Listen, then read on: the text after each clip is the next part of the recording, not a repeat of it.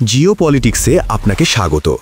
আজ আমরা এমন এক ঘটনার কথা বলবো যা শুধু পাকিস্তানের নয়, পুরো দক্ষিণ এশিয়ার নিরাপত্তার জন্যই বড় সতর্কবার্তা। আজ পাকিস্তানের পেশোয়ারে তাদের আধা সামরিক বাহিনীর সদর দপ্তরে ভয়ঙ্কর আত্মঘাতী হামলা হয়েছে। সরকারি তথ্য অনুযায়ী ৩ জন নিহত এবং অন্তত ৫ জন আহত। কিন্তু বাস্তবতা কি?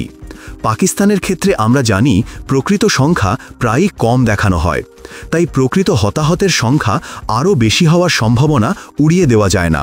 চলুন বুঝে নিই কিভাবে হামলাটা হয়েছে। প্রথমে একজন আত্মঘাতী হামলাকারী সরাসরি প্রধান ফটকে গিয়ে নিজেকে বিস্ফোরিত করে। সেই বিস্ফোরণের সুযোগ নিয়ে আরও কয়েকজন জঙ্গি কম্পাউন্ডে ঢুকে পড়ে এবং এরপর শুরু হয় বড় আকারের আক্রমণ। এতটাই ভয়ঙ্কর ছিল হামলাটি যে পাকিস্তানের আধা সামরিক বাহিনীর সদর দপ্তর কার্যত অকার্যকর হয়ে পড়ে। সবচেয়ে আশ্চর্যের বিষয় হল, এখনও পর্যন্ত কোনো জঙ্গি সংগঠন এই হামলার দায় স্বীকার করেনি। কিন্তু প্রশ্ন হল, এই আক্রমণ কি হঠাৎ করে ঘটেছে? একদম না। বাস্তবতা হল, পাকিস্তানের পশ্চিম সীমান্ত দীর্ঘদিন ধরেই অস্থিতিশীল হয়ে উঠছে। একদিকে আফগানিস্তান, অন্যদিকে ভারত, দুই দিক থেকেই পাকিস্তান প্রবল চাপের মুখে। আফগানিস্তানের সঙ্গে দুরান্ট লাইনের সীমান্তে সাম্প্রতিক সপ্তাহগুলোতে রীতিমতো সংঘর্ষ হয়েছে। এমনকি আফগানিস্তান পাকিস্তানের সঙ্গে বাণিজ্য স্থগিত করেছে।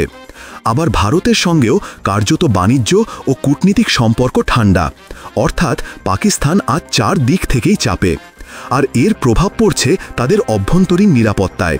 শুধুমাত্র এই বছরেই পাকিস্তানের সন্ত্রাসী হামলার সংখ্যা প্রায় ৫০ থেকে ৬০% বেড়েছে। বছর শেষ হলে ২০২৪-এর তুলনায় ২০২৫-এর পরিসংখ্যান যে ভয়ঙ্কর হবে সেটা সহজেই অনুমান করা যায়। এখন আসি আরেকটি গুরুত্বপূর্ণ বিষয়ে, চীন ও সিপিইসি। একসময় সিপিইসি প্রকল্পকে পাকিস্তানের ভবিষ্যৎ বলা হতো। বলা হয়েছিল গোয়াদর বন্দর থেকে চীন পর্যন্ত বিশাল অর্থনৈতিক করিডর তৈরি হবে। কিন্তু বাস্তবতা হলো, সেই স্বপ্ন আজ প্রায় ভেঙে পড়েছে। চীনা শ্রমিকরা একের পর এক হামলার শিকার হয়েছে। ফলে চীন ধীরে ধীরে পাকিস্তান থেকে নিজেদের সরিয়ে নিচ্ছে। সিপিইসি স্থগিত, নির্মাণ কার্যক্রম প্রায় বন্ধ। এই শূন্যস্থানেই এখন প্রবেশ করছে যুক্তরাষ্ট্র। সম্প্রতি পাকিস্তান ও যুক্তরাষ্ট্রের মধ্যে $৫০০ মিলিয়ন একটি খনিজ চুক্তি হয়েছে। মার্কিন মাইনিং কোম্পানির সিইও পাকিস্তানে এসে বিনিয়োগের আশ্বাস দিয়েছেন। বলা হচ্ছে এতে পাকিস্তানের অর্থনীতি ঘুরে দাঁড়াতে পারে। কিন্তু এখানেই আসল ভয়। ইতিহাস বলে, যখনই আমেরিকা পাকিস্তানকে সন্ত্রাসের বিরুদ্ধে লড়াইয়ের নামে অর্থ দেয়, সেই অর্থ শেষ পর্যন্ত পাকিস্তানের সামরিক শক্তি বাড়াতেই ব্যবহৃত হয়। আর সেই শক্তির লক্ষ্য হয় প্রায়ই ভারত। তাই ভবিষ্যতে পরিস্থিতি আরও জটিল হয়ে উঠতে পারে। তবে মার্কিন থিঙ্ক ট্যাঙ্কগুলোর আরেকটি মতামত রয়েছে।